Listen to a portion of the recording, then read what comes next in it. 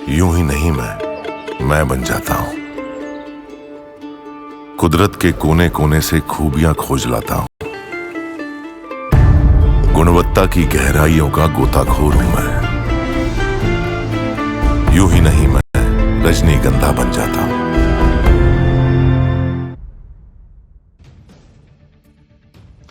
नमस्कार, न्यूज के इकलौते फैमिली शो न्यूज की पाठशाला में आप सभी का बहुत स्वागत। मैं हूं सुशांत सिन्हा। ये वो पाठशाला जहां सबकी क्लास लगती है। और सबसे पहले आपको बता दूं कि आज पाठशाला में कौन कौन सा चैप्टर खोलने वाला हूं।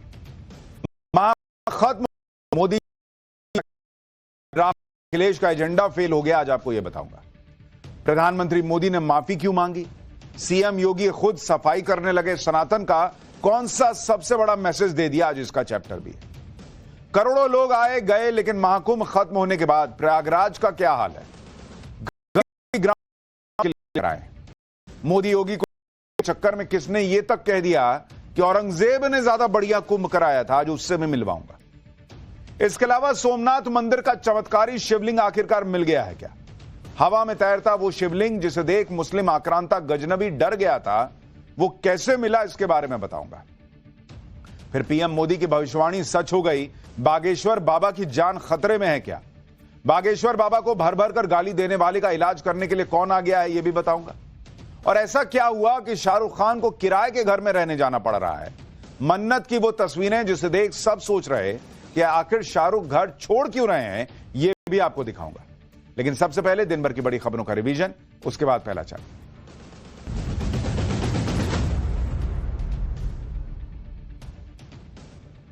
दिल्ली विधानसभा के बाहर आज जमकर हंगामा हुआ। आम आदमी पार्टी के विधायकों ने आरोप लगाया कि उनको विधानसभा के अंदर जाने नहीं दिया जा रहा। आतिशी समेत कई विधायकों ने इसके विरोध में प्रोटेस्ट किया। हालांकि इस पर विधानसभा अध्यक्ष विजेंद्र गुप्ता ने नियमों का हवाला देते हुए कहा कि जो सदस्य सदन से बाहर होता है, उसका मतलब विधानसभा परिसर में भी उसकी एंट्री नहीं है। पूरा परिसर सदन का ही तो हिस्सा है। संभल की शाही जामा मस्जिद की रंगाई पुताई पर इलाहाबाद हाईकोर्ट ने एएसआई से राय मांगी है। कोर्ट के आदेश के बाद आज आर्कियोलॉजिकल सर्वे ऑफ इंडिया की टीम मस्जिद का निरीक्षण करने संभल पहुंची। मस्जिद के अंदर जाकर अलग अलग हिस्सों का मुआयना किया। अब एएसआई की टीम कोर्ट को यह बताएगी कि रंगाई पुताई की जरूरत है भी या नहीं। इससे पहले मुस्लिम पक्ष की याचिका पर आज सुनवाई के दौरान हाईकोर्ट ने कहा कि मस्जिद की रंगाई पुताई की सशर्त इजाजत दी जा सकती है। यूनाइटेड नेशंस में भारत ने पाकिस्तान को जबरदस्त फटकार लगाई है। यूएनएचआरसी के 58वें सेशन में भारतीय राजनयिक क्षितिज त्यागी ने कहा कि पाकिस्तान अंतर्राष्ट्रीय मदद से चल रहा असफल देश है, वो किसी और देश को ह्यूमन राइट्स पर लेक्चर ना दे। दरअसल पाकिस्तान के कानून मंत्री ने जम्मू कश्मीर में मानवाधिकार उल्लंघन का आरोप लगाया था, जिस पर भारत ने एक बार फिर साफ कर दिया कि जम्मू कश्मीर और लद्दाख भारत का अभिन्न अंग है और रहेंगे। बिहार में नीतीश कैबिनेट में शामिल हुए 7 नए मंत्रियों के बीच विभागों का बंटवारा हो गया है। सम्राट चौधरी को वित्त और वाणिज्य कर, विजय सिन्हा को कृषि और माइंस डिपार्टमेंट की जिम्मेदारी मिली।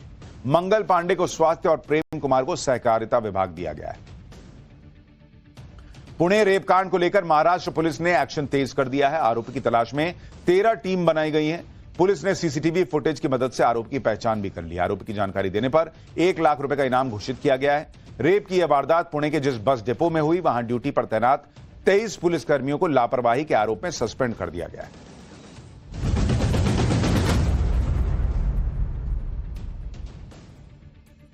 तो ये हो गया दिन भर का रिवीजन ऑफ पाठशाला की पहली क्लास। महाकुंभ खत्म होते मोदी योगी ने ऐसा क्या किया कि राहुल अखिलेश का एजेंडा फेल हो गया।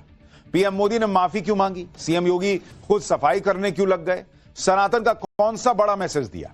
करोड़ों लोग आए गए, लेकिन महाकुंभ खत्म होने के बाद प्रयागराज का क्या हाल है, ग्राउंड रिपोर्ट क्या बता रही। और मोदी योगी को कोसने के चक्कर में किसने औरंगजेब को महान बता दिया और कह दिया कि औरंगजेब ने बढ़िया कुंभ कराया था। सबसे पहले इसका चैप्टर।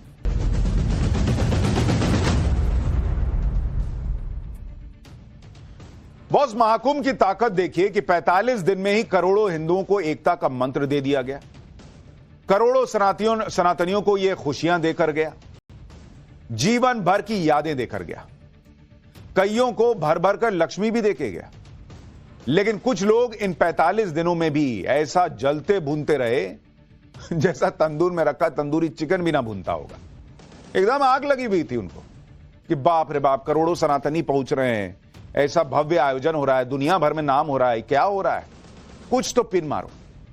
लेकिन आप देखिए कि एक तरफ मोदी योगी हैं जिन्होंने सनातन के इस महापर्व के खत्म होने पर वो किया जो हमारी परंपरा है, और दूसरी तरफ राहुल अखिलेश जो करना चाहते रहे वो इस पूरे महाकुंभ की दिव्य शक्ति कह लीजिए या कुछ और कह लीजिए, वो कर नहीं पाए, वो फेल हो गए।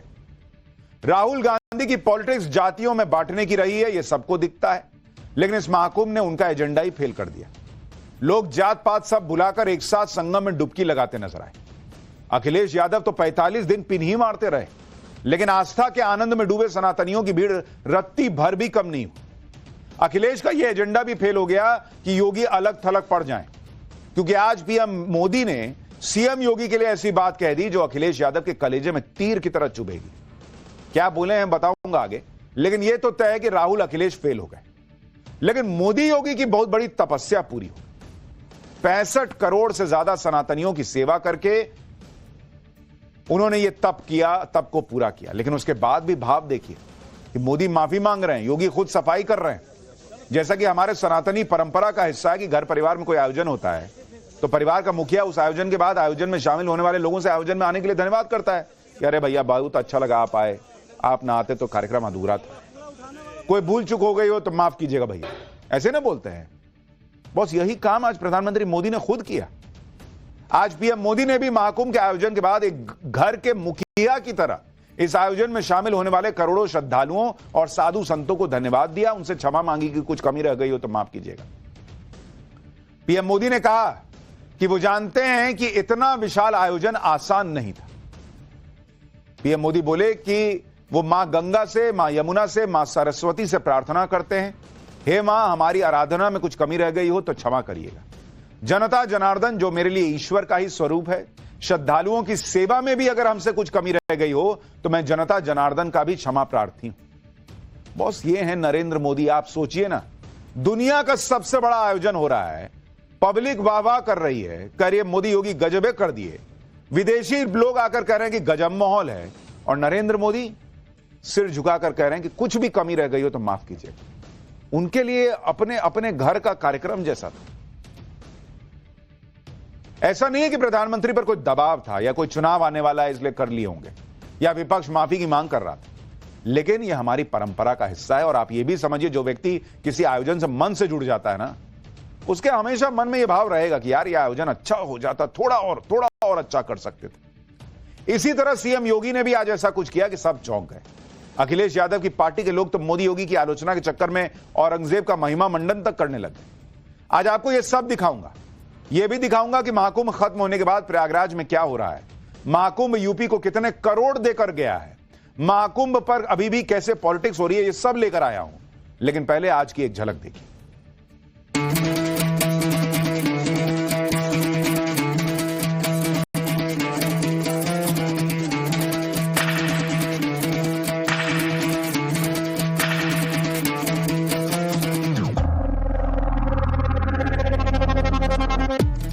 विशाल समागम दुनिया के अंदर कभी नहीं हुआ, कहीं नहीं हुआ।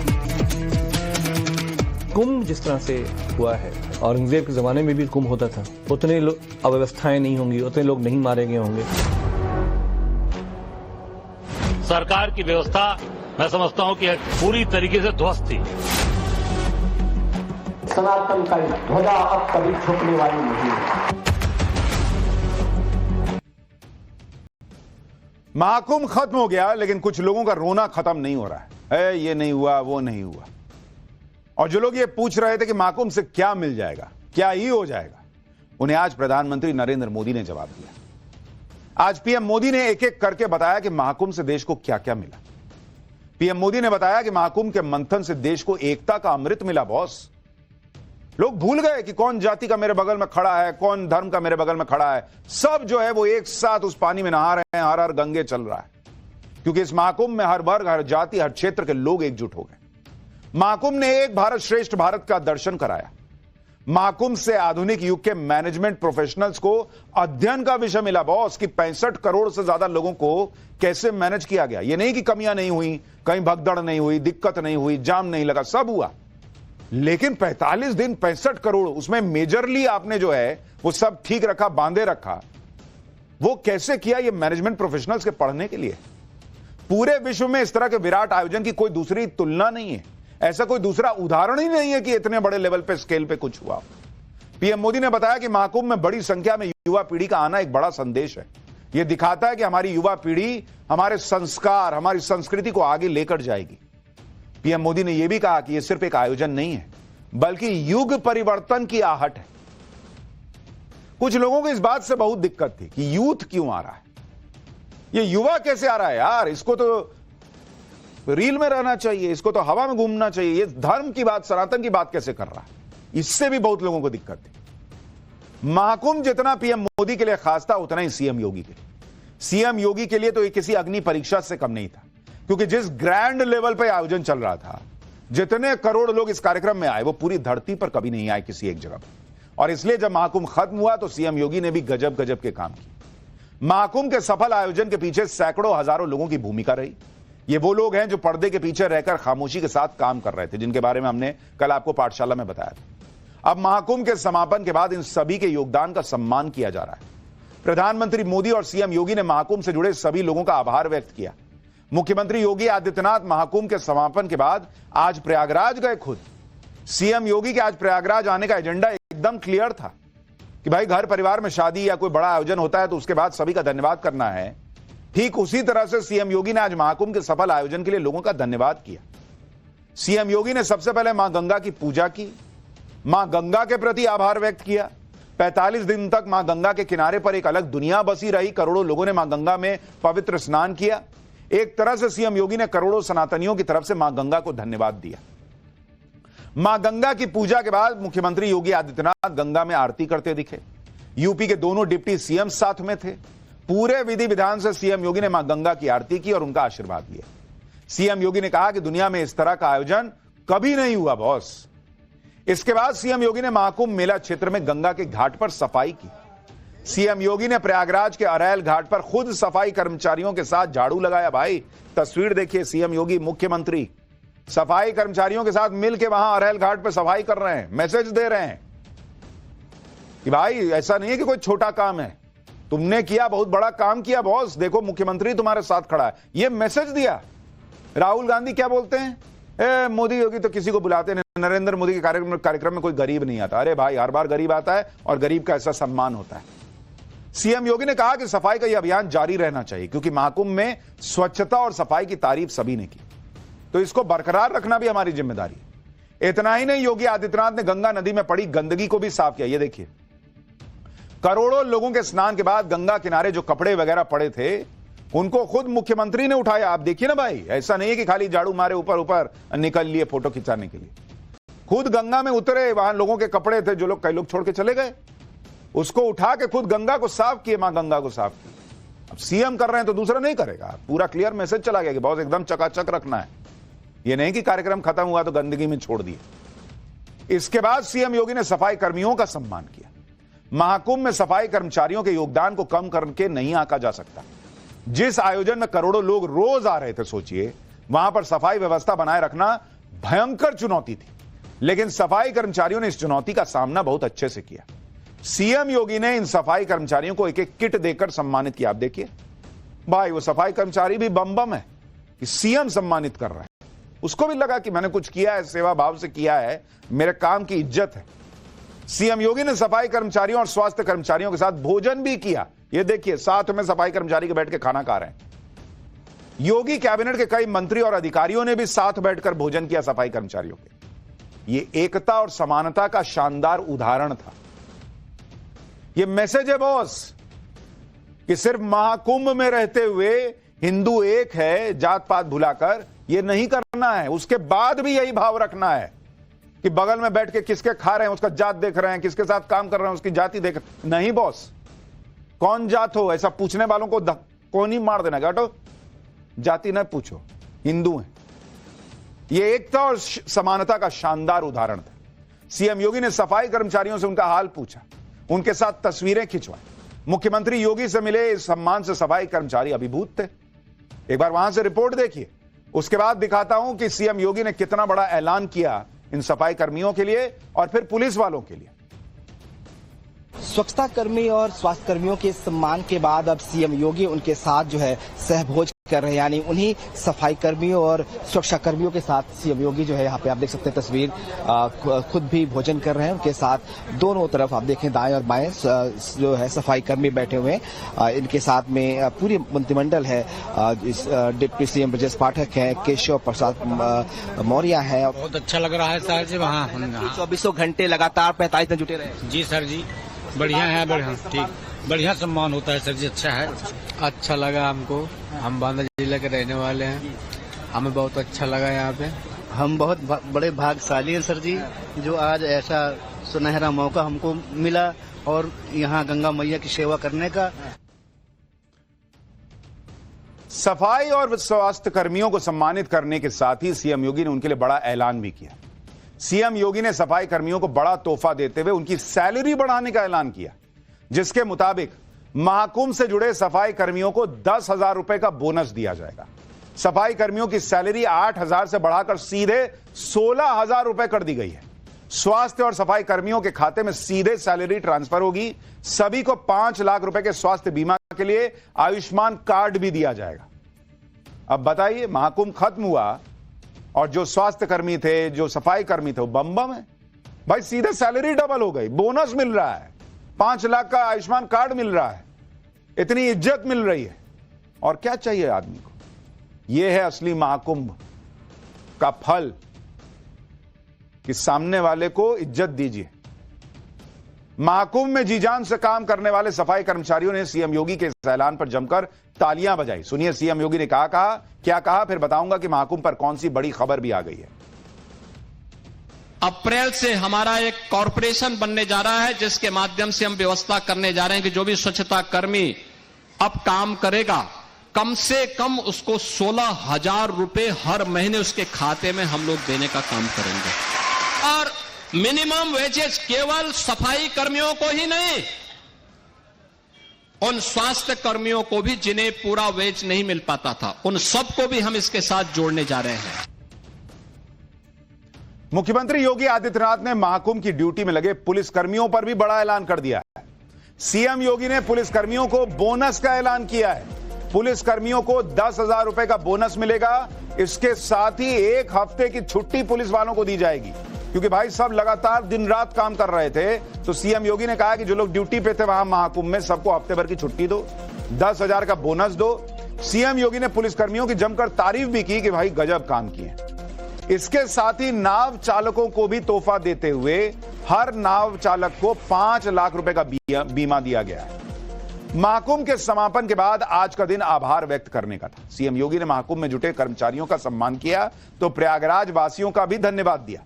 45 दिन तक महाकुंभ के दौरान प्रयागराज के लोगों को भी बहुत दिक्कत हुई। भाई कई दिनों तक शहर में जाम लगा रहता था, जिसकी वजह से 10 मिनट का सफर जो लोकल है उसको 3-3 घंटा लग रहा है। लेकिन प्रयागराज के लोगों ने अपनी परेशानियां भूलकर श्रद्धालुओं का स्वागत किया। इसलिए प्रधानमंत्री मोदी ने प्रयागराज के लोगों की तारीफ की, धन्यवाद किया। फिर सीएम योगी ने भी कहा कि प्रयागराज के लोगों ने बड़े दिल के साथ इस आयोजन को अपने घर का आयोजन माना और इसी वजह से महाकुंभ ने सफलता के रिकॉर्ड तोड़े। सुनिए योगी आदित्यनाथ को फिर बताता हूं कि महाकुंभ के खत्म होने के बाद प्रयागराज और मेला क्षेत्र में अब क्या चल रहा है, वहां क्या हो रहा है, पब्लिक क्या बोल रही है, वो भी दिखाऊंगा। पहले सीएम को सुनिए। प्रयागराज वासियों ने भी इसको अपना आयोजन मान करके जगह जगह लंगर लगाए, अभिवादन किया, अपनी स्वयं की परेशानी को भूल करके इस आयोजन का हिस्सा बने, जनप्रतिनिधिगण इस आयोजन का हिस्सा बने। महाकुंभ के 45 दिन तक प्रयागराज में उत्सव का माहौल था। महाकुंभ के समापन के साथ ही प्रयागराज में भीड़ कम होने लगी। जैसे शादी के बाद जब मेहमान वापस लौटते हैं तो घर खाली खाली सा लगता है, वैसे ही प्रयागराज में भी दिख रहा है। मेला क्षेत्र धीरे धीरे खाली हो रहा है। कुछ दिन पहले तक जहां दिन रात चहल पहल रहती थी, ऐसी तस्वीरें आती थी, अब वहां टेंट और अखाड़ों के जो शिविर थे वो उखड़ने लगे।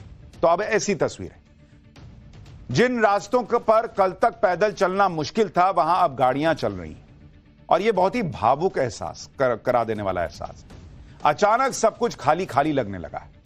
जरा देखिए प्रयागराज में कुंभ के उस क्षेत्र में कैसे जैसे घर से मेहमान चले जाते हैं वैसी स्थिति बनती है, वैसे हालात है। उसके बाद आगे की बात।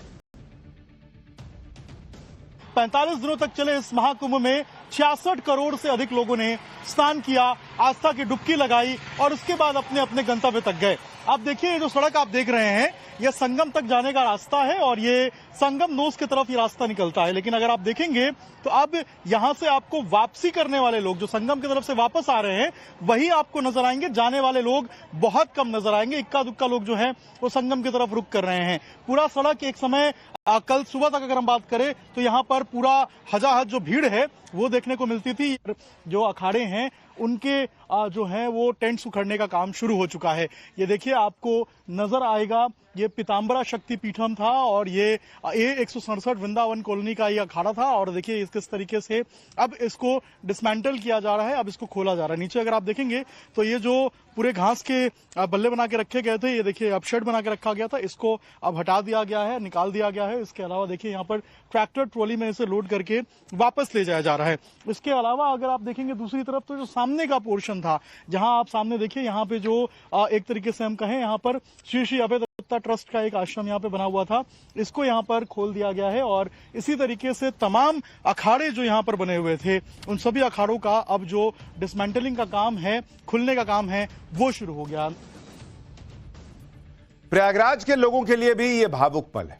45 दिनों तक प्रयागराज में जो माहौल था वो खत्म हो रहा है। महाकुंभ के दौरान 24 घंटे चहल पहल रहती थी, दिन और रात क्या है पता ही नहीं चलता था। ऐसा लग रहा था जैसे 45 दिनों तक पूरा शहर सोया ही ना हो। लेकिन अब अचानक शहर ठहरा हुआ सा लग रहा है। अचानक चारों तरफ सन्नाटा सा महसूस हो रहा है। प्रयागराज के लोग महाकुंभ के समापन के बाद क्या अनुभव कर रहे हैं, जरा पब्लिक को भी सुनिए, वो खुद बता रहे हैं कि क्या लग रहा है। उसके बाद जरा इस पे जो पॉलिटिक्स हो रही है उसकी क्लास लगाते हैं। 45 दिन आपके लिए कैसा रहा? बहुत बढ़िया रहा। कैसा अनुभव रहा और अब जब खत्म हो गया तो कैसा अनुभव है? अब 2-3 दिन तो वैसा खराब लगेगा ही, इतने दिन बहुत अच्छा लगा। आज सुबह से जब सड़क पर निकले तो एकदम खालीपन नजर आया और ये लगा कि कहीं हम लोग कुछ खो दिए हैं। ये हम लोग का रियली अमृत काल था, अमृत समय था। ये 45 दिन, एक साल का एक दिन का पूरा आनंदमय रहा, एकदम अलौकिक आनंद रहा। हम लोगों ने महाकुंभ जो है और जनता के महाकुंभ का जो है बड़ा आनंद लिया है। बहुत अच्छा लगा, बहुत बढ़िया लगा, लेकिन अब सुनसान थोड़ा लग रहा है। बहुत अद्भुत और एक तरीके से यह समझिए कि पूरा प्रयागराज जो है विश्व संस्कृति को अपने में समेटे हुए था। क्या होती जब इतनी भीड़ है सब कुछ है तो कई बार आदमी बोलते थे खत्म हो तो अच्छा है, लेकिन जब खत्म हो जाता है ना मामला तो लगता है यार कितना जबरदस्त था। नहीं, सब हमारी तरफ ही खींचे चले आ रहे थे। इतने बड़े आयोजन को लेकर सीएम योगी लगातार विपक्ष के निशाने पर भी रहे, लेकिन आज पीएम मोदी ने इस आयोजन के लिए सीएम योगी की पीठ थपथपाकर उन्हें बड़ा संतोष दिया। महाकुंभ का जिक्र करते हुए पीएम मोदी ने कहा कि यूपी का सांसद होने के नाते वो गर्व से कह सकते हैं कि योगी जी के नेतृत्व में शासन, प्रशासन और जनता ने मिलकर इस एकता के महाकुंभ को सफल बनाया। पीएम मोदी से मिली इस तारीफ पर सीएम योगी ने पीएम मोदी का धन्यवाद किया। कहा कि आपका मार्गदर्शन और शुभेच्छाएं हम सभी को सदैव नई ऊर्जा प्रदान करती हैं। हार्दिक आभार प्रधानमंत्री जी। यानी जो लोग ये उम्मीद कर रहे थे कि वो योगी आदित्यनाथ को घेरेंगे, उनकी कुर्सी खतरे में, ये सब बताएंगे, पीएम मोदी ने खुद कह दिया कि योगी जी ने जबरदस्त काम किया है। यूपी में तो अखिलेश यादव बार बार यही माहौल बनाते रहे कि दिल्ली और यूपी में टकराव है, डबल इंजन आपस में टकरा रहा। लेकिन पीएम मोदी ने सीएम योगी की तारीफ करके अखिलेश के एजेंडे पर पानी फेर दिया। इससे बौखलाए अखिलेश यादव ने पीएम मोदी को भी घेर लिया। अखिलेश यादव ने कहा कि 2 मिनट का मौन न सही, महाकुंभ में इतनी बड़ी बात लिखते समय 2 शब्द मृतकों और लापता लोगों के लिए भी लिख देते। सच को छिपाना अपराध बोध की निशानी होती है। महाकुंभ के सफल आयोजन की तारीफ अब समाजवादी पार्टी को चुभ रही है, क्योंकि तारीफ सिर्फ पीएम मोदी ही नहीं बल्कि महाकुंभ पहुंचे करोड़ों श्रद्धालु लौटकर मोदी योगी के गुणगान गा रहे हैं, उन्हें आशीर्वाद दे रहे हैं। घर बैठे बैठे मोदी योगी का प्रचार पूरे देश में हो रहा है। इससे विपक्ष इतने तनाव में आ गया है कि कुछ भी अनाप शनाप बोल रहा है। अखिलेश यादव की पार्टी के नेता तो इतना बहक गए कि औरंगजेब को कुंभ का सफल आयोजक बताने लगे। औरंगजेब को कहने लगे कि इससे बेहतर कुंभ तो औरंगजेब के जमाने में होता था। एक बार सुनिए, फिर बताऊंगा औरंगजेब के जमाने में वो हुआ था जो सुन के खून खौल जाएगा। जो आस्थाएं हैं इस पर कभी भी हमें लगता है ये बहुत ही निजी मामला है, और लेकिन कुंभ जिस तरह से हुआ है हम ये समझते हैं कि औरंगजेब के ज़माने में भी कुंभ होता था। उतने अव्यवस्थाएं नहीं होंगी, उतने लोग नहीं मारे गए होंगे जितना आदरणीय मुख्यमंत्री योगी आदित्यनाथ जी के ज़माने में जो अव्यवस्थाएं हुई। कितने लोग अभी उनकी लाशें नहीं मिल रही हैं, लोगों के परिजन गायब हैं, और 7,000 करोड़ रुपया लगाने के बावजूद, और आज सरकार बहुत गर्व से कह रही है कि एक भी कोई मिसिंग नहीं है, एक भी कोई मारा नहीं गया है। ये लोग मुगलों के महिमा मंडन और औरंगजेब के गुणगान से बाहर नहीं निकल पाएंगे। वो वहीं फंसे हैं वोट बैंक के चक्कर में। अरे कुछ भी भूल जाते। लेकिन अभी तो छत्रपति संभाजी महाराज की फिल्म लोग छावा देख के आए। लोग कैसे औरंगजेब की तारीफ बर्दाश्त करेंगे बॉस? उसी में लोगों ने देख लिया कि कैसा क्रूर आदमी था, कैसी घटिया सोच का आदमी था, कैसा अत्याचार करता था। उस औरंगजेब की समाजवादी पार्टी के लोग तारीफ कर रहे हैं। शायद समाजवादी पार्टी के लोग ये भूल गए हैं कि औरंगजेब था कौन और उसके जमाने में हिंदुओं पर किस तरह के अत्याचार हुए। औरंगजेब तो वो मुगल शासक था जिसने भारत के सनातन गौरव को मिटाने की हर संभव साजिश की।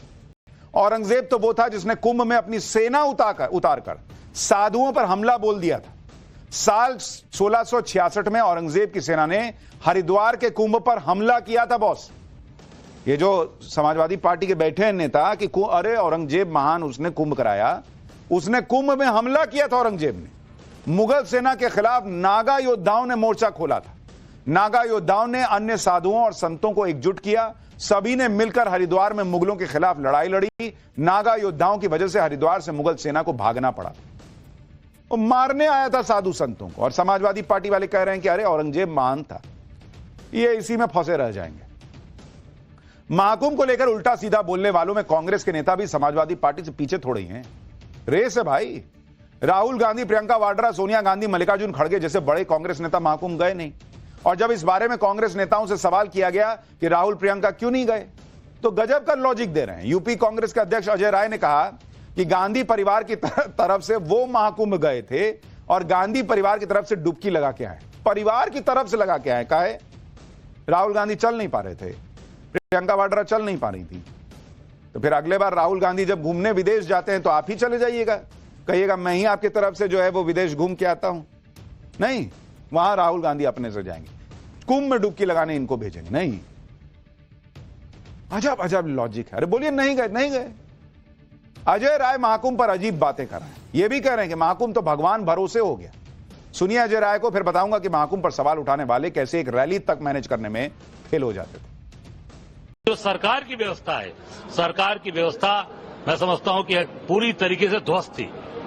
वो राम भगवान के भरोसे वहां पर सारी चीजें चली हैं, क्योंकि इनके जो व्यवस्थाएं थी उस व्यवस्था ने पूरी तरीके से सभी चीजों को ध्वस्त कर दिया। अब वो आंकड़े देते रहे, पर जो व्यवस्थाएं हैं उस व्यवस्था के बारे में तुम जरा हमसे पूछ लीजिए कि जो लोग आए उनकी कितनी दुर्दशा हुई है, कितने परेशान हुए हैं। पूरे के पूरे एयरपोर्ट मैं समझता हूं कि एक मछली बाजार जैसे बन के रह गए। 65 करोड़ लोग आए एक छोटे से इलाके में, तो वहां भीड़ नहीं होगी। इनको क्या चाहिए था? एकदम खुला खुला माहौल रहे और लोगों को दिक्कत नहीं है। लोग आ रहे हैं, इनको दिक्कत हो रही है। ना जाते ना भाई, खुद भी ना जाते। कह रहे हैं भगवान भरोसे तो आजकल कांग्रेस पार्टी चल रही है बॉस। महाकुंभ में आधा हिंदुस्तान दर्शन करके चला गया। अजय राय कह रहे हैं कि सब भगवान भरोसे था। इतना बड़ा आयोजन क्या भगवान भरोसे हो जाता है? अजय राय ने तो एक झटके में उन सभी ग्राउंड वर्कर्स की मेहनत को शून्य बता दिया जो 45 दिन से डटे हुए थे। और आप देखिए महाकुंभ के आयोजन पर कौन सवाल उठा रहा है। आप याद कीजिए बॉस, लोकसभा चुनाव में राहुल गांधी और अखिलेश यादव की कुछ रैलियों में कार्यकर्ता बेकाबू हो जाते थे। रैली में बद इंतजामी दिखती थी। 19 मई 2024 को प्रयागराज के ही फूलपुर में अखिलेश और राहुल गांधी की रैली थी। उसकी तस्वीर याद दिला रहा हूं। वहां कार्यकर्ता ऐसा बेकाबू हुए, इतने मंच के करीब आ गए, भगदड़ मच गई थी चुनावी रैली में। कई लोग घायल हो गए थे। उसी प्रयागराज के फूलपुर में बता रहा हूं, मई 2024 में अभी लोकसभा के समय इतना तमाशा हो गया था। तो कुछ हजार की भीड़ जिनसे रैली में नहीं संभल रही थी, वो 65 करोड़ की भीड़ को संभालने वालों से पूछ रहे हैं कि यार तुम क्या किए जी, भीड़ लगा दिए। ये इनकी रैली का हाल है, इनसे रैली की भीड़ नहीं संभलती है। दूसरों से सवाल पूछ रहे हैं।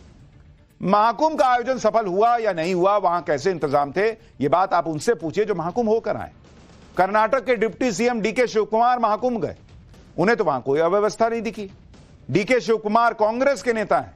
सुनिए क्या कह रहे हैं, फिर बताता हूं कि महाकुंभ पर दुष्प्रचार करने वालों को सीएम योगी ने क्या जवाब दिया और वहां कितना इकोनॉमी को बूस्ट मिला। My experience was very good. Number one, I appreciated the organization which they had done. It is a not small job. Whatever may be, ಅಷ್ಟು ಜನಕ್ಕೆ ಮಾಡಿ ಕೆಲವು ಒಂದೆರಡು ತೊಂದರೆಗಳು ಆಗ್ಬೋದು, ಟ್ರೈನ್ಗಳಲ್ಲಿ ತೊಂದರೆ ಆಗ್ಬೋದು, ಆಗಿರ್ಬೋದು. ನಾನು ಅದೆಲ್ಲ I don't like to find faults. विपक्ष ने महाकुंभ की नेगेटिव ब्रांडिंग करने में कोई कसर नहीं छोड़ी। जिसके मन में जो आया वो कहता रहा। ममता बनर्जी ने तो महाकुंभ को मृत्यु कुंभ कहकर लोगों को और डराने की कोशिश की। लेकिन आप देखिए, महाकुंभ के खिलाफ चला नेगेटिव नैरेटिव, इसके बावजूद श्रद्धालुओं पर इसका कोई असर नहीं हुआ। वो हर हाल में महाकुंभ जाने को आतुर थे। इसलिए 14 जनवरी से 27 जनवरी तक 14.5 करोड़ लोग महाकुंभ आ चुके थे। 29 जनवरी को मौनी अमावस्या पर जब भगदड़ मची तो एक डर का माहौल बना, लेकिन महाकुंभ में आने वाली भीड़ कम नहीं हुई, बढ़ती ही चली गई। 27 जनवरी को 14.5 करोड़ का आंकड़ा था। 31 जनवरी तक यह बढ़कर 31 करोड़ हो गया। 3 फरवरी तक 35 करोड़ गया। 11 फरवरी तक 45 करोड़ पार कर गया। पहले महाकुंभ में 40 से 45 करोड़ लोगों के आने का अनुमान था। वो अनुमान 11 फरवरी को ही पीछे छूट गया। फिर 20 फरवरी तक 58 करोड़ लोग महाकुंभ आ चुके थे और महाकुंभ खत्म होते होते अनुमान था वो कहीं ज्यादा पीछे छूट गया और 66 करोड़ लोगों ने यहां पर आस्था की डुबकी लगाई। महाकुंभ के खिलाफ माहौल बनाने वालों पर आज सीएम योगी भी खूब बरसे। सीएम योगी ने कहा कि महाकुंभ को बदनाम करने के लिए फेक न्यूज तक फैलाई गई, लेकिन जनता ने सब सिरे से खारिज कर दिया। एक बार उनको सुनिए, फिर बताता हूं महाकुंभ से यूपी को क्या मिला। विरोधी और विपक्षी लगातार दुष्प्रचार कर रहे थे, बदनाम कर रहे थे, अपमानित करने की भाषा का उपयोग कर रहे थे। कोई काहिरा की घटना का दृश्य दिखा करके प्रयागराज को बदनाम करता था। काहिरा की घटना को, काठमांडू की घटना को, किसी अन्य जगह की घटना को प्रयागराज से जोड़ करके बदनाम करने की साजिशें हो रही थी। मुझे लगता है कि जनता जनार्दन ने एक सिरे से उन्हें खारिज करके प्रयागराज महाकुंभ में आकर के साबित किया कि नहीं, तुम्हारे दुष्प्रचार में अब नहीं आएंगे। सनातन का ध्वजा अब कभी झुकने वाली नहीं है। अलग अलग लेवल पे सवाल उठाए गए। मल्लिकार्जुन खड़गे ने कहा था कि महाकुंभ आने से क्या होगा, पेट रोटी मिल जाएगी खाने को। क्या, मैं बताता हूं क्या मिला। महाकुंभ के जरिए यूपी की अर्थव्यवस्था को 3 लाख करोड़ का कारोबार मिला। महाकुंभ के आयोजन से ही 54,000 करोड़ के रेवेन्यू का अनुमान है, जिससे करीब 60 लाख लोगों को डायरेक्ट और इनडायरेक्ट रोजगार मिला। सिर्फ मेला क्षेत्र के अंदर ही देश भर के 16 बैंक्स ने अपने ब्रांच खोल दिए थे। इसके अलावा 50 एटीएम बूथ और 50 मोबाइल एटीएम लगाए गए थे। सिर्फ इन अस्थायी बैंक ब्रांच के जरिए कुल 37 करोड़ का ट्रांजैक्शन हो गया। इसके अलावा 2800 फ्लाइट से 4 लाख से ज्यादा श्रद्धालु आए। महाकुंभ 2025 के दौरान रिकॉर्ड 17,000 से अधिक ट्रेनें चलाई गई। महाकुंभ का आर्थिक इफेक्ट सिर्फ प्रयागराज तक सीमित नहीं था, बल्कि 150 किलोमीटर के रेडियस तक इसका इफेक्ट दिख रहा था। 150 किलोमीटर के रेडियस में अयोध्या और वाराणसी मुख्य केंद्र रहे। 13 जनवरी को महाकुंभ के शुरू होते ही वाराणसी में हर दिन करीब 20 से 25 लाख श्रद्धालु दर्शन के लिए आए। महाकुंभ से अब तक वाराणसी में आने वाले श्रद्धालुओं की संख्या 10 करोड़ के पार चली गई। इसी तरह अयोध्या में भी रामलला के दर्शन के लिए 45 दिनों में 13 करोड़ श्रद्धालु पहुंचे। एक अनुमान के मुताबिक महाकुंभ में आने वाले लोगों में से करीब 25% लोग अयोध्या गए। इस दौरान करीब 69 लाख लोगों ने दिव्य अयोध्या ऐप के जरिए होम स्टे बुक किया।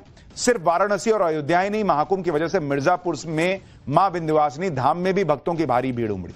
महाकुंभ के 45 दिनों में मां विंध्यवासिनी धाम 1 करोड़ 70 लाख से ज्यादा भक्तों के दर्शन का गवाह बना। तो इतना कुछ हुआ महाकुंभ में, लेकिन सनातन की ताकत की जब बात कीजिएगा तो अगला चैप्टर भी देखना जरूरी है। पाठशाला में अगली क्लास, सोमनाथ मंदिर का चमत्कारी शिवलिंग आखिरकार मिल गया है क्या? हवा में तैरता वो शिवलिंग जिसे देख मुस्लिम आक्रांता गजनबी डर गया था, वो मिल गया है क्या? और मिला तो मिला कैसे? अब इसका चैप्टर।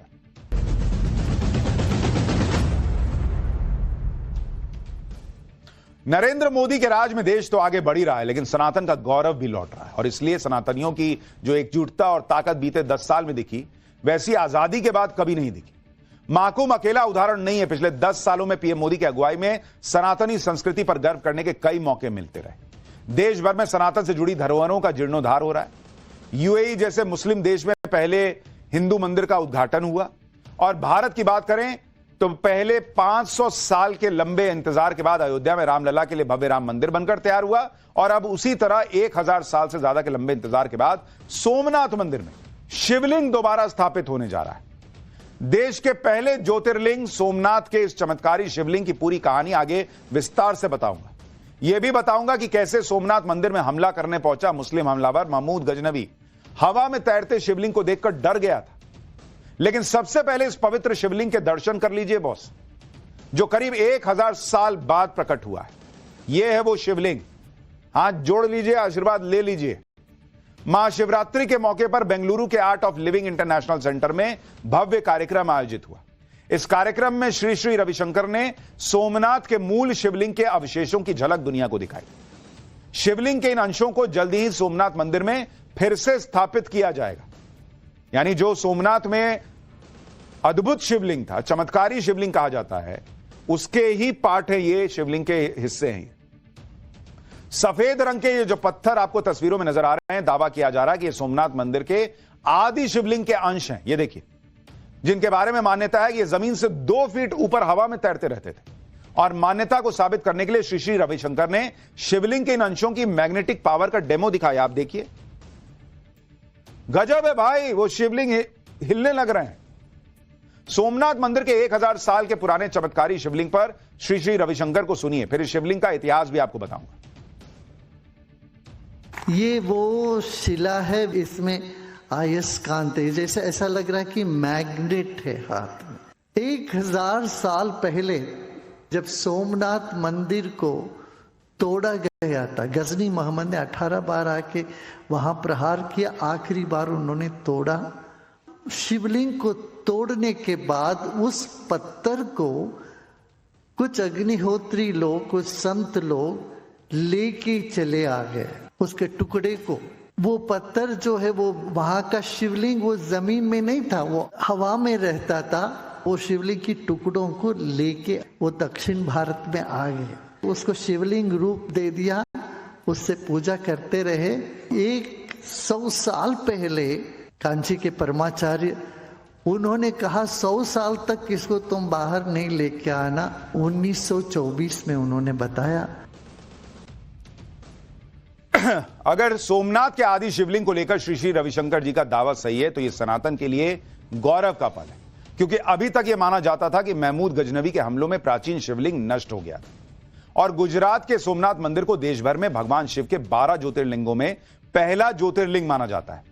इस मंदिर के चमत्कारी शिवलिंग की चर्चा तो दूर दूर तक होती थी। जब मुस्लिम आक्रमणकारी महमूद गजनवी को पता चला कि सोमनाथ मंदिर में सोने चांदी की मूर्तियां हैं और इसमें स्थापित शिवलिंग हवा में तैरता है, तो साल 1026 में महमूद गजनवी बड़ी सेना को लेकर सोमनाथ मंदिर पर हमला करने पहुंचा। जब महमूद गजनवी ने मंदिर के अंदर हवा में तैरते शिवलिंग को देखा तो वो डर गया और उसने अपने सैनिकों को शिवलिंग को तोड़ने का आदेश दिया। सोमनाथ मंदिर के हवा में तैरते शिवलिंग का जिक्र ज़कारिया अल काज़वीनी ने अपनी किताब में किया है। 13वीं सदी में लिखी गई यह किताब इंग्लिश में वंडर्स ऑफ क्रिएशन के नाम से पब्लिश है। इस किताब में लिखा गया है कि जब महमूद गजनवी सोमनाथ मंदिर पहुंचा तो उसने सोमनाथ ज्योतिर्लिंग को जमीन और छत के बीच हवा में तैरते हुए देखा।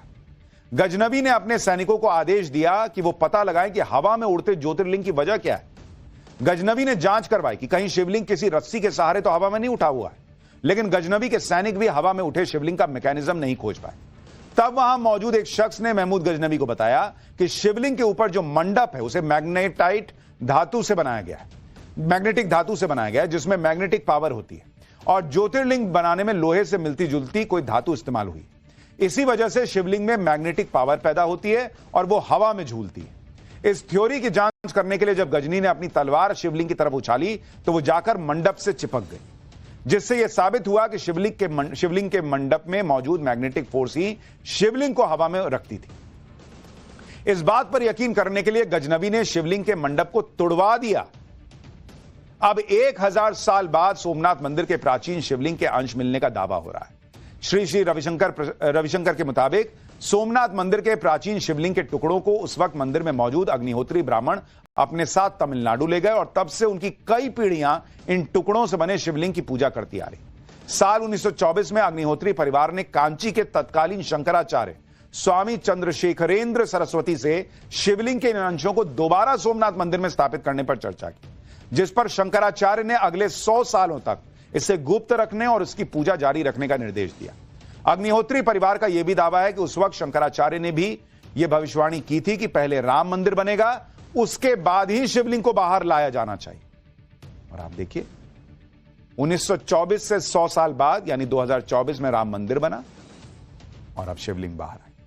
पिछले साल अयोध्या में भव्य राम मंदिर के उद्घाटन के बाद अग्निहोत्री परिवार एक बार फिर शिवलिंग के इन अंशों को लेकर कांची के मौजूदा शंकराचार्य के पास पहुंचा।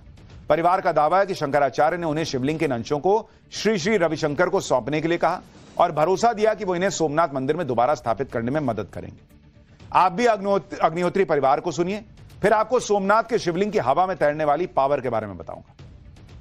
ये हमारा हाथ में जो कर्तव्य बाकी है इसका कैसे करें बोल के दोबारा कांचीपुरम जाके शंकराचार्य जी के पास विज्ञापन किया, इसका दोबारा स्थापन के लिए कुछ काम किया। उन्होंने बोला ये काम करने के लिए योग एक महात्मा है, उनके पास जाओ, पैसे बेंगलोर में जाके सीधा खुद जाओ, किसी के पास मत भेजो, ऐसा महात्मा जी के हाथ में ये काम दे दो, वो करा देगा, ऐसा बोल के मुझे भेजा है। इसलिए श्री श्री रविशंकर जी के पास मैं आया हूं। अब आप देखिए कि श्री श्री रविशंकर जिन दो पत्थरों को सोमनाथ शिवलिंग होने का दावा कर रहे हैं, उन दोनों पत्थरों में भी मैग्नेटिक पावर दिखती है, तभी तो दोनों पत्थर एक दूसरे को धकेल रहे हैं। आप देखिए ना किस तरह से ऐसे जैसे ही पत्थर एक दूसरे के ऊपर आ रहे हैं, जैसे दो मैग्नेट हो और एक दूसरे को धक्का देते हो, गोल घूमने लग जा रहा है, क्योंकि इन पत्थरों में ऐसे लोहे के अंश होते हैं जिनमें मैग्नेटिक प्रॉपर्टी होती है। ऐसे कई पत्थर होते हैं जिनमें प्राकृतिक रूप से मैग्नेटिक पावर होती है, जैसे लोडस्टोन, मैग्नेटाइट, हेमेटाइट और पायरोटाइट। इनमें से ज्यादातर पत्थरों का रंग ब्लैक या ग्रे होता है, लेकिन कुछ क्रोमेटाइट और हेमेटाइट जैसे पत्थर ब्राउन, गुलाबी या कई बार सफेद हो सकते हैं, जैसा कि इन दोनों पत्थरों का रंग है। लेकिन इस पत्थर की खासियत यह है कि लैब टेस्ट में इस पत्थर में लोहे के अंश सिर्फ 2 से 3% ही मिले, और किसी सफेद पत्थर में जिसमें इतना कम लोहा हो और वो इतना ज्यादा मैग्नेटिक पावर रखे, ये बहुत रेयर होता है। आप खुद सोचिए, आज से हजारों साल पहले ऐसे बड़े और दुर्लभ पत्थर की पहचान भी कर पाना कितनी बड़ी बात रही होगी। आप फिजिक्स और गणित की उन गणनाओं के बारे में सोचिए जिनकी मदद से हजारों साल पहले एक ऐसे मंदिर का निर्माण हुआ जिसमें इस तरह के दुर्लभ पत्थर से बना शिवलिंग हवा में तैर रहा था। आप सोचिए, सनातनी जो लोग थे, जो सनातन की ताकत है, जो उसका ज्ञान का लेवल है, उस जमाने में कितना हाई था। कोई भी सुनेगा तो हैरान रह जाएगा। जब सोमनाथ के शिवलिंग का अंश कहे जा रहे इन टुकड़ों को देश के जाने माने जियोलॉजिस्ट ने देखा और उनकी प्रॉपर्टीज की स्टडी की, तो वो खुद हैरान रह गए। उन्हें इस बात का यकीन नहीं हो पाया कि सफेद पत्थर के अंदर मैग्नेटिक पावर कैसे आ गई। वो भी ये यकीन नहीं कर पाए कि पत्थर में लोहे की मात्रा बेहद कम होने के बावजूद उसमें मैग्नेटिक प्रॉपर्टी कैसे हो सकती है। इन पत्थरों की जांच करने वाले जियोलॉजिस्ट को भी एक बार सुनिए। I have not seen any whitish rock having a magnetic property. Iron content is 2%, but I am unable to explain why it is so, but there is definitely magnetic. There is no doubt about it because I just now checked up with the magnet. It is magnetic. यानी जो भी इन दो पत्थरों को देख रहा है वो कह रहा है कि यार कुछ तो है, मतलब समझ में नहीं आ रहा कि क्या है, लेकिन अद्भुत है। और श्री श्री रविशंकर कह रहे हैं कि ये वही शिवलिंग के अंश हैं जो सोमनाथ में स्थापित था। फिलहाल अगला चैप्टर, पीएम मोदी की भविष्यवाणी सच हो गई। बागेश्वर बाबा की जान खतरे में है क्या? बागेश्वर बाबा को भर भर कर गाली देने वाले का इलाज करने के लिए कौन आ गया? बागेश्वर बाबा ऐसा क्या कर रहे हैं जिसकी चर्चा हर जगह हो रही है? अब इसका चैप्टर।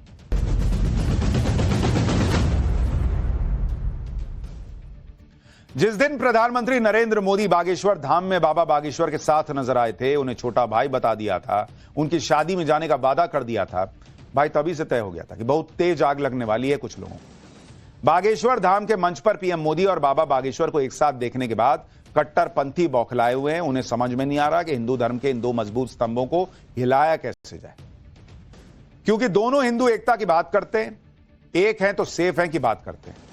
इसी बौखलाहट में आज बाबा बागेश्वर को गालियां और धमकी दी जा रही हैं। हैरानी की बात यह है कि पीएम मोदी ने इस बात की भविष्यवाणी उसी दिन कर दी थी जब वो 23 फरवरी को बागेश्वर धाम गए थे। पीएम मोदी ने साफ साफ शब्दों में बता दिया था कि अब बाबा बागेश्वर के लिए कठिनाई बढ़ने वाली है, क्योंकि हिंदू धर्म के विरोधी इसे सहन नहीं कर पाएंगे, वो गाली गलौज ही करेंगे। लेकिन सवाल है कि क्या बागेश्वर बाबा की जान खतरे में है? कौन उनके पीछे पड़ा है? बाबा बागेश्वर इस सब के बावजूद कर क्या रहे हैं? क्या वो सेफ हैं भी या नहीं? ये सब बताऊंगा, पहले एक झलक। बाबा बागेश्वर सनातन के साथ साथ मानवता की सेवा में लगे हुए हैं। कुछ दिन पहले उन्होंने बागेश्वर धाम में पीएम मोदी से एक कैंसर हॉस्पिटल का शिलान्यास करवाया। कल ही बाबा बागेश्वर ने 251 गरीब बेटियों की शादी करवाई। लेकिन इसके बाद भी कट्टरपंथी और सनातन विरोधियों को बाबा बागेश्वर से नफरत ही हो रही है। आज बाबा बागेश्वर को सोशल मीडिया पर एक वीडियो डालकर गालियां और धमकी दी गई। यह वायरल वीडियो ग्वालियर के पनिहार इलाके का बताया जा रहा है। इस वीडियो में जो लड़का दिखाई दे रहा है, इसका नाम आदिल हुसैन बताया गया। ग्वालियर पुलिस के मुताबिक आदिल हुसैन ग्वालियर का ही रहने वाला है। इसने यह वीडियो अपने फेसबुक प्रोफाइल से शेयर किया। हालांकि पुलिस ने इसे गिरफ्तार कर लिया है और अब इससे पूछताछ की जा रही कि इसने ऐसा क्यों किया। पहले गंदी गालियां, ऐसी गंदी गंदी बातें कि हम आपको सुना नहीं सकते। और यह उस आदमी को दे रहा है, यह व्यक्ति, जो व्यक्ति कल ही 251 ऐसे जोड़ों की शादी करा रहा था अपने पैसे पे, अपने खर्चे पे। राष्ट्रपति वहां पहुंची हुई है जिनके माता पिता नहीं। कैंसर हॉस्पिटल बनवा रहा है और यह व्यक्ति आदिल हुसैन मां बहन की गालियां दे रहा है बागेश्वर बाबा को। जो आदिल हुसैन सुबह तक बाबा बागेश्वर को गालियां दे रहा था, उल्टी सीधी बातें कर रहा था, उसके सुर अब पुलिस की गिरफ्त में आने के बाद बदल गए। हालांकि ऐसा पहली बार नहीं है जब बाबा बागेश्वर को इस तरह की धमकियां और गालियों का सामना करना पड़ा। जब से बाबा बागेश्वर ने हिंदुओं को जोड़ने और जात पात को मिटाने की जिम्मेदारी उठाई है, तभी से वो इस तरह की गालियों को झेल रहे हैं, धमकियों को झेल रहे हैं। ऐसे लोगों को बाबा बागेश्वर किस तरह का जवाब देते हैं, आपको एक बार वो भी सुनाता हूं।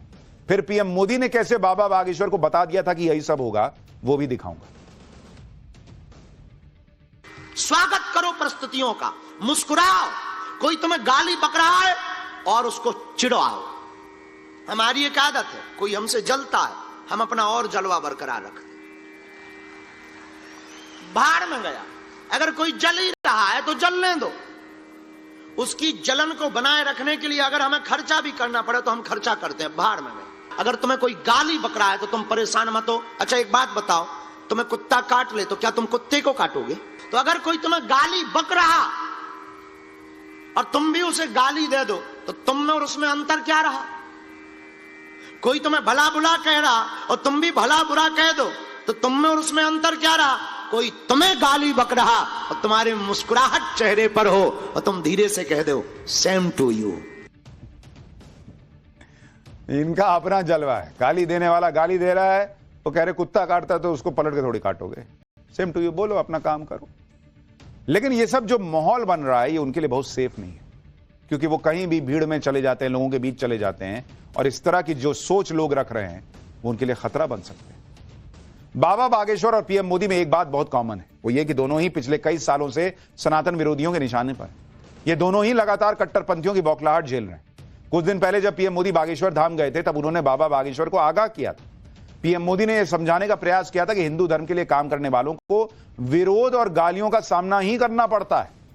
मतलब उनको पता था कि अब गालियां पड़ेंगी धीरेन्द्र शास्त्री जी को और ज्यादा। सुनिए पीएम मोदी का यह बयान, इसके बाद आपको बाबा बागेश्वर की उस शक्ति के बारे में बताऊंगा जिसे देखकर उनके विरोधियों की हालत खराब हो जाएगी। हिंदू आस्था से नफरत करने वाले ये लोग सदियों से किसी न किसी भेष में रहते रहे हैं। गुलामी की मानसिकता से घिरे हुए लोग हमारे मत, मान्यताओं और मंदिरों पर, हमारे संत, संस्कृति और सिद्धांतों पर हमला करते रहते हैं। ये लोग हमारे पर्व, परंपराओं और प्रथाओं को गाली देते हैं। जो धर्म, जो संस्कृति स्वभाव से ही प्रगतिशील है, उस पर ये कीचड़ उछालने की हिम्मत दिखाते हैं। इस माहौल में मेरे छोटे भाई धीरेन्द्र शास्त्री जी काफी समय से देश में एकता के मंत्र को लेकर लोगों को जागरूक करते रह रहे हैं। यानी प्रधानमंत्री नरेंद्र मोदी को भी पता था कि जैसे वो एक हैं, सेफ है तो एक हो तो सेफ हो की बात करते हैं, गाली खाते हैं, हाय हाय मोदी, मर जा मोदी के नारे लगते हैं, वैसा ही धीरेन्द्र कृष्ण शास्त्री के साथ भी होगा, बागेश्वर बाबा के साथ भी होगा, क्योंकि वो भी हिंदू को जोड़ने निकले हुए हैं। आज सुबह जब से बाबा बागेश्वर को धमकी वाला वीडियो वायरल हुआ, तब से बाबा बागेश्वर के भक्त चिंतित होने लगे। इसकी सबसे बड़ी वजह यह है कि बाबा बागेश्वर की कथा में लाखों की भीड़ आती है। उनके दरबार में उनसे मिलने के लिए हजारों लोग लाइन में खड़े होते हैं। लोगों का जनसैलाब उनकी एक झलक के लिए उनके नजदीक पहुंचना चाहता है, लेकिन बाबा बागेश्वर के आसपास पहुंचना इतना आसान नहीं है, क्योंकि वो एक शक्तिशाली सुरक्षा घेरे में रहते हैं। क्योंकि बाबा बागेश्वर के पास वाई कैटेगरी की सुरक्षा है। उनकी सुरक्षा में 4 से 5 घेरे रहते हैं। ऐसे घेरे में पुलिस वाले और कमांडो तैनात रहते हैं। इसके अलावा जरूरत के हिसाब से बाउंसर्स की पूरी फौज बाबा बागेश्वर की सुरक्षा में चलती है। इसलिए बाबा बागेश्वर की सुरक्षा को लेकर लोग चिंतित तो हैं, लेकिन फिर भी एक दायरा तो है ही। पर जब पगलाया हुआ वो क्या करेगा, क्या करना चाहेगा, अगर मिटाना चाह रहा है तो उसका तो कोई हिसाब नहीं है। तो लोगों को डर तो लग ही रहा है। बाबा बागेश्वर के सुरक्षा घेरे को देखकर आपको यकीन हो गया होगा कि इतना आसान भी नहीं है कि कोई भी पास पहुंच जाए लेकिन कुछ भी कर दे। इन सब के अलावा बाबा बागेश्वर के पास ऐसे ऐसे पहलवानों की फौज है जो अपनी ताकत से बाबा बागेश्वर के दुश्मनों का पक्का इलाज कर सकते हैं। मतलब दोस्ती यारी में फौज तो मत कहिए। इसमें सबसे पहला नाम तो द ग्रेट खली का है, जो इंटरनेशनल लेवल के भारतीय पहलवान। इनके आगे तो अच्छे अच्छे लोग पानी मांगते हैं। खली भी बाबा बागेश्वर के परम भक्त है। और यही सनातन की ताकत है बॉस। अच्छा काम करते चलिए, गाली देने वाला तो देता रहेगा, आप मस्त होकर अच्छा काम करते रहिए। हम फिलहाल